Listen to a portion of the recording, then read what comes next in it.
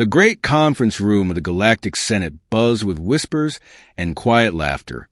On the massive holographic screen at the center of the room, the EFS Defender, Earth's finest starship, was displayed in full view. Ambassador James Walker stood tall and resolute, clad in a formal gray suit. Despite being mocked by the assembly of aliens, his posture remained firm, his chin held high as he stood on a raised platform before the immense gathering. The council hall itself was a marvel, a towering structure with a ceiling seemingly carved from the heavens, its massive dimensions dwarfing even the most opulent buildings on Earth. The atmosphere was dismissive, bordering on disdainful. "You expect us to take these toys seriously?" boomed Council Leader Dax, his deep voice resonating through the chamber. His enormous, purple-skinned form leaned forward, multiple eyes blinking in apparent amusement. "The vessel you show us is barely larger than our cargo ships." Walker met Dax's gaze unflinchingly. "Our ships are equipped with the latest and greatest." "Primitive," sneered another council member, cutting him off. "Your species has barely mastered faster than light travel. Your vessels are primitive, small, and pose no threat." Captain Robert Stone, standing quietly at Walker's side, clenched his fist but remained silent. Both men had anticipated resistance, but the outright derision stung more than expected. The hum of the council chamber's air filters was the only sound as Walker tried again. "We seek peaceful cooperation, not conflict," he stated firmly. "Earth may be young in the galactic community, but we offer something unique. Innovation." Laughter erupted from several council members. One of the insectoid representatives clicked its mandibles in what could only be described as an alien mockery of laughter. Walker's years of diplomatic training kept his expression neutral, but the contention was unmistakable. Council Leader Dax raised a massive hand, silencing the room. "Ambassador Walker, we have reviewed your application for membership. Earth is welcome as a protectorate. Full membership, however, is subject to certain criteria. Your fleet is simply not large enough." Walker's jaw tightened at the word protectorate. Next to him, Captain Stone whispered, "They think we're weak." Walker nodded subtly. He had seen it too. Behind the mockery lay something predatory. The council members weren't just dismissing Earth's fleet. They saw it as a potential threat, albeit one they believed could be easily subdued. "We appreciate the council's time," Walker replied coolly. "Earth will review the terms. But let me remind you, we are a sovereign species, not a vassal state." Dax's voice turned syrupy. "Of course, Ambassador. We would never suggest otherwise. You may return to your vessel." He smirked. "Your container." As Walker and Stone left the chamber, the laughter behind them was louder and less restrained. Back on the Defender, Walker loosened his tie and gazed out at the sprawling ships in orbit. "Send a priority message to Earth Defense Command," he ordered Stone. "Initiate Protocol Omega." Stone's eyes widened. "You think they're going to?" Walker cut him off. "They aren't even trying to hide it. They see us as primitive, weak, and easily conquered." He turned, his face hardened. "But they've made the same mistake countless others have throughout history. They underestimate us." 3 months later, Earth's orbital shipyards buzzed with activity. On the observation deck of the lunar base, Commander Tom Miller watched workers swarming around dozens of vessels like ants around a hive. "Status report." Captain Stone called from the command center behind him. "New combat systems are being installed fleet-wide," Miller replied, not taking his eyes off the screen. To the council, "It'll look like routine maintenance. But our ships are about to become far more dangerous." On the main screen, the EFS Defender could be seen undergoing upgrades. What appeared to be simple armor plates to alien scanners were actually advanced missile silos. "Any word from our spies?" Stone asked. Miller's face darkened. "Yes, sir. The Council is planning a campaign they're calling Pacifying the Earth. They plan to attack in 3 weeks. Stone's jaw clenched. "Pacifying us? They mean enslaving us." "Exactly," Miller said grimly. "But they don't know what's coming. When the Council fleet finally arrived, Earth's ships appeared scattered and chaotic, fleeing to Mars, hiding behind the moon, or huddling in orbit. The Council commanders laughed, broadcasting demands for surrender. Inside the EFS Defender, Captain Stone smirked as he issued the order. Let them think we're afraid. Then show them what humanity is made of. As the Council ships spread out to encircle the planet, they left fatal gaps in their defenses. From hidden positions in asteroid belts and orbital debris fields, human ships struck. Using Wolfpack protocol, small, nimble vessels swarmed the Council's dreadnoughts, targeting blind spots and overwhelming their antiquated defenses. The Starhammer, a Council flagship over a kilometer long, was the first to fall. Human ships darted in and out of its massive blind spots, unleashing volleys of missiles. Its shields failed, and its mighty armor cracked under relentless assault. By the time the Council realized their mistake, it was too late. Their massive fleet, built to crush lesser species with sheer size, was hopelessly outmatched by human ingenuity, speed, and adaptability. As the Starhammer exploded, Captain Stone watched the display with satisfaction. They thought size and numbers were everything, he said quietly. They forgot the deadliest thing in the galaxy. Humanity's will to survive. Broadcasting again. The comm officer reported this time with a grin there, requesting we hold our fire to discuss terms with Stone. I looked at the tactical display. The mighty Starhammer was now an expanding cloud of debris. The other Council ships were scattered, their perfect formation, broken, their arrogance shattered, and sent reply. The ordered message begins now. Who has the tiny fleet? The destruction of the Starhammer sent shock waves through the Council fleet. Captain Stone watched from the Defender bridge as the remaining alien ships tried to form a defensive circle. Their massive engines flared as they attacked Ed. To protect each other's vulnerable spot status report, Stone commanded, his eyes fixed on the tactical display. 2 more Council dreadnoughts remaining. Sir Officer Miller reported 12 cruisers, still operational there, calling for reinforcements. Admiral Reed's voice crackled over the secure channel. All ships execute Operation Hornet's Nest. Don't let them regroup. Stone nodded to his crew. Wolfpack Team Alpha would need time to show them what these tiny ships can really do. The Defender and 4 other ships accelerated toward the debris field created by the Starhammer's destruction. Council sensors struggled to track them among the floating wreckage. Their small size, once mocked, now made them nearly invisible among the twisted metal and Nani cruiser. Turning to face us, the tactical officer warned perfectly. Stone smiled. Deploy the decoys, small drones launched from the human ships, each one broadcasting signals that made it appear to be a full-size vessel. The Council cruisers' weapons tracked the decoys, ignoring the real threat hiding in the chaos. All ships' attack pattern. Delta, Stone ordered hit and fade. The Defender burst from behind a large piece of debris. Its new weapons already firing the alien cruiser's shields flared as multiple strikes hit it from unexpected angles. Before it could respond, Stone's ship had already disappeared back into the wreckage Council. Ships are trying to adapt. Miller reported their firing, spreading patterns into the debris field too late.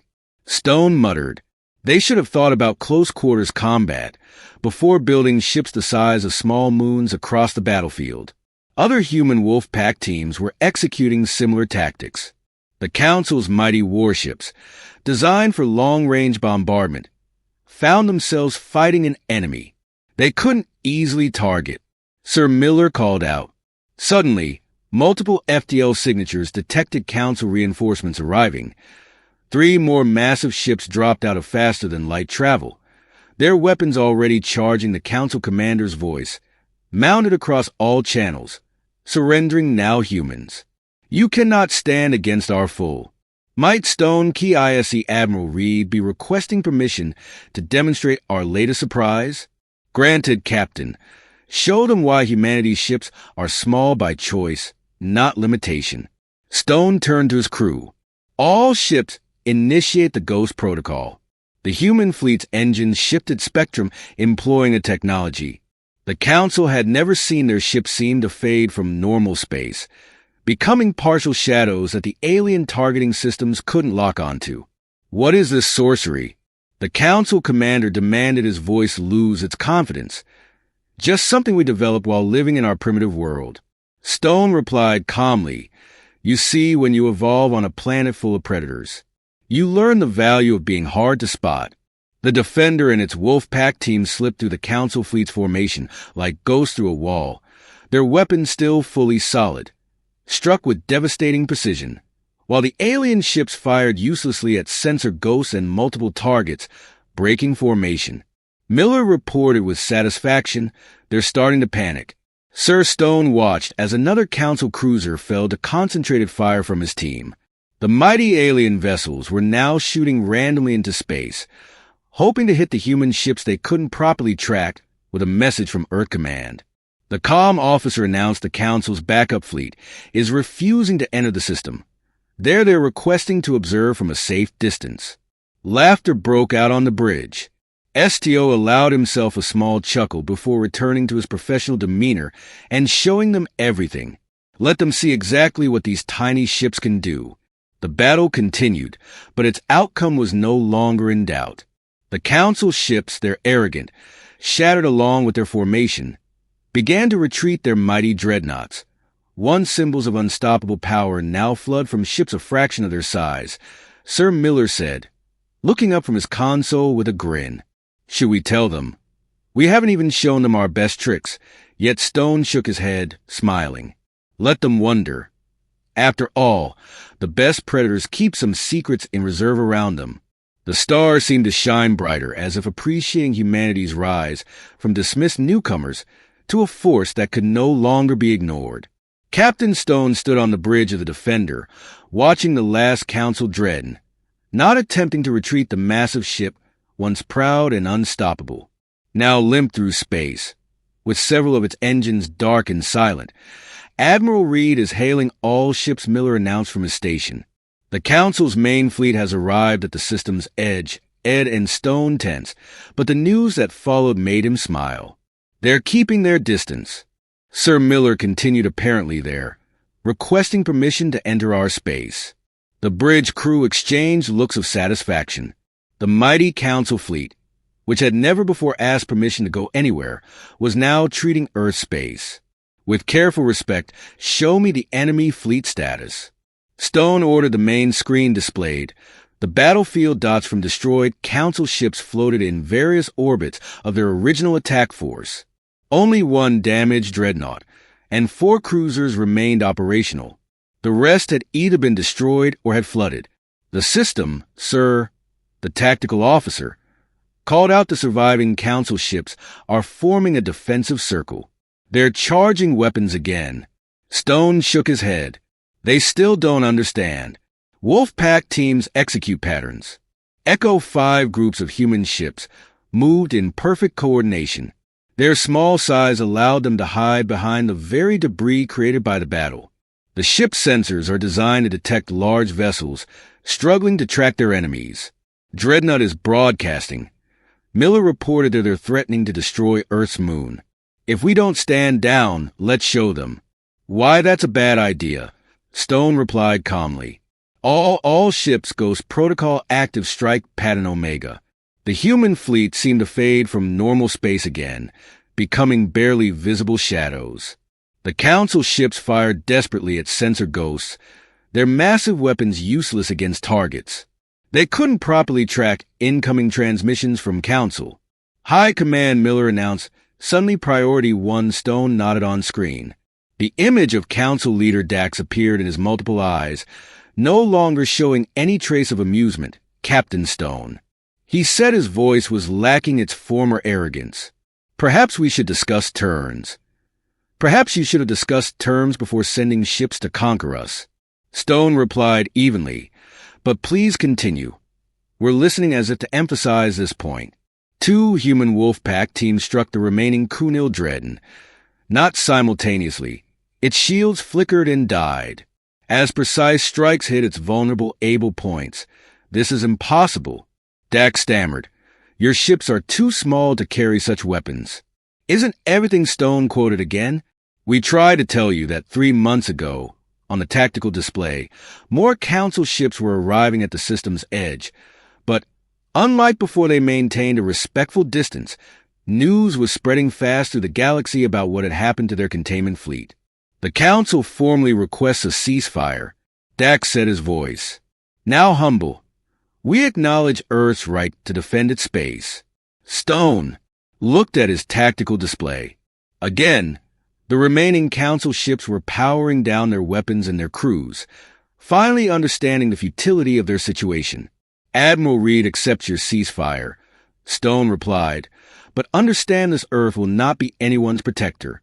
It will join the galactic community as equals or not at all. After Dax's image disappeared, cheers erupted across the bridge. 3 months of secret preparation of being underestimated and mocked had led to this moment. Humanity had proven itself against the galaxy's strongest power message from Luna Base. Miller reported, Ambassador Walker wants to know if we'd like him to prepare terms for the Council's surrender. Stone smiled. Tell him yes, and remind him to include a clause about judging ships by their size. As the human fleet regrouped around Earth, Stone watched the Council ships retreat, their massive vessels, once symbols of overwhelming power, now seemed oddly clumsy and vulnerable, sir. His tactical officer asked, Should we tell them about our other technological surprises? No, Stone replied with a slight smile. Let them wonder. Sometimes the greatest power lies in what your opponent thinks you might be capable of. The stars seemed to twinkle in agreement as humanity's tiny fleet stood victorious, having proved that in space combat, just like in nature, the biggest creatures weren't always the most dangerous ones. 1 week after the Battle of Sol, Captain Stone found himself back in the Galactic Council chamber. This time things were very different. The chamber, once filled with mockery and laughter, was now silent with respect and fear. The feeds are ready. Ambassador Walker announced every species in the galaxy is watching this session. Stone nodded, straightening his uniform around the chamber. The Council members who had once laughed at Earth's tiny ships now avoided meeting his eyes. The massive room seemed smaller, somehow less intimidating. Council leader Dax spoke first. His voice lacked its former arrogance. The Council recognizes Earth's representative. Please step forward. Walker walked to the center of the chamber, where the holographic display now showed the recent battle. Several Council members flinched as they watched their mighty ships fall to Earth's innovative tactics 3 months ago. Walker began. We stood in this chamber, seeking peaceful cooperation. You chose mockery. Instead, you judged us by the size of our ships, not the strength of our spirit. The images showed human vessels executing their ghost protocols slipping past. The Council's defenses, like wraiths of several smaller species in the chamber, watched with obvious interest. We now have messages from 17 member worlds, Miller whispered in Stone's earpiece. They're requesting private meetings with Earth's representatives. Stone wasn't surprised. The smaller species of the galaxy, long overlooked by the Council, had watched humanity's victory with great attention. Earth's triumph over the massive Council ships had given them hope. The Council acknowledges its error in judgment. Dax said carefully, We propose new terms for Earth's membership. Earth will set its own terms. Walker interrupted firmly, and we speak not just for ourselves, but for all species who have been dismissed due to their size or apparent technological level. Murmurs filled the chamber. Stone noticed several representatives of smaller species, not in agreement. The political landscape of the galaxy was shifting before his eyes. We have received your surrender terms. Dax continued trying to maintain dignity. They are unusual. They are fair. Walker replied. Earth doesn't seek dominance. Unlike some, we demand only equality and respect for ourselves and for others. The holographic display changed to show Earth's new ship designs. The vessels were still small compared to Council standards, but now no one dared call them tiny or primitive. Furthermore, Walker continued. Earth will be hosting a conference for all species interested in our defensive technologies and tactics. Size need not determine military effectiveness. That announcement caused an uproar. Smaller species representatives immediately began signaling their interest, while the larger powers shifted uncomfortably in their seats. "You can't share military technology," one council member protested. "It's against council regulations." Walker smiled at the same regulations that allowed powerful species to bully smaller ones. "Those regulations are about to change." Stone watched as more representatives of smaller species stood up in support. The council's power structure, built on the assumption that bigger meant better, was crumbling.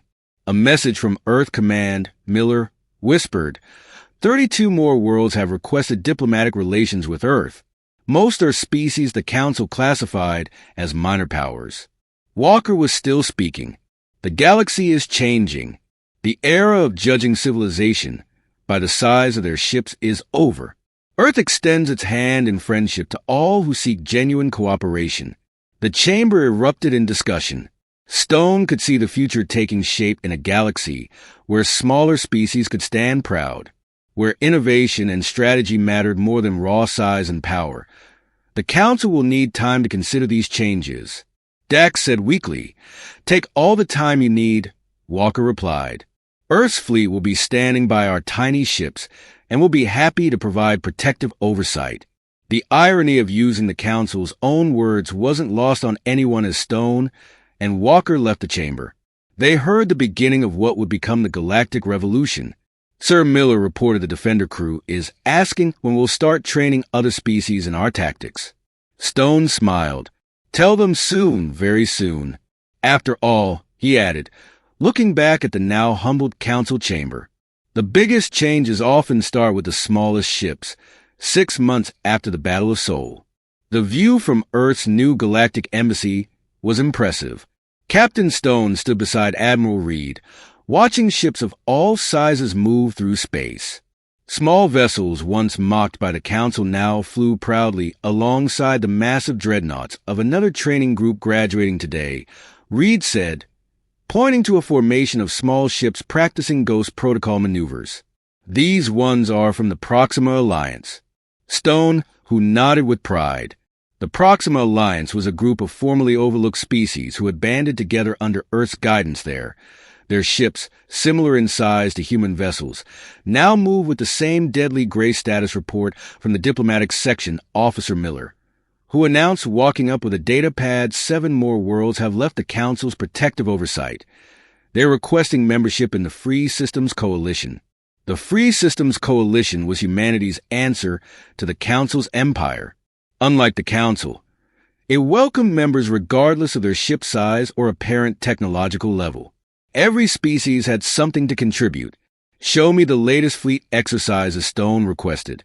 The main screen lit up, displaying a remarkable sight. Ships from 20 different species moved in perfect coordination, using tactics that would have been impossible 6 months ago. Small vessels darted between larger ones, each playing to their strengths rather than trying to match the Council's bigger is better philosophy. Message from Ambassador Walker Miller said, "The Council has finally agreed to the new trade terms. They're also dismantling their size-based classification system." Stone allowed himself a small smile. The Council, once so proud and dismissive, had learned hard lessons about underestimating others. Their massive ships still patrolled space, but now they did so with respect for smaller vessels. "How are the joint development projects going?" Reed asked. "Exceeding expectations." Sir Miller replied, "The Centauri engineers have combined their shield technology with our Ghost Protocol. The Arctic scientists have improved our missile guidance systems. Even some former Council worlds are contributing." Now, through the embassy windows, Stone watched a group of Council diplomats hurrying to a meeting. Their species had always prided themselves on their massive size, but now they walked carefully conscious of the smaller beings around them. A report from Earth Defense Command Miller continued. "The new shipyards are operating at full capacity. 15 species have already adopted our design philosophy. It wasn't just military matters that had changed trade routes once dominated by huge cargo ships, now saw swarms of smaller, faster vessels. Planets previously dismissed as minor were revealing technological innovations that the Council had overlooked. "Sir," a young officer called out. "The Defender crew is asking about the anniversary celebration." Stone turned from the window in 1 week. They would mark 1 year since the Council had first mocked Earth's tiny fleet. The celebration would be attended by representatives from hundreds of worlds, each with their own story of rising above prejudice. "Tell them it's confirmed," Stone replied. "All ships, from the smallest scout to the largest dreadnought, are welcome to join the parade for formation." Admiral Reed chuckled. "Quite a change from last year. Isn't it funny how they laughed at our ships?"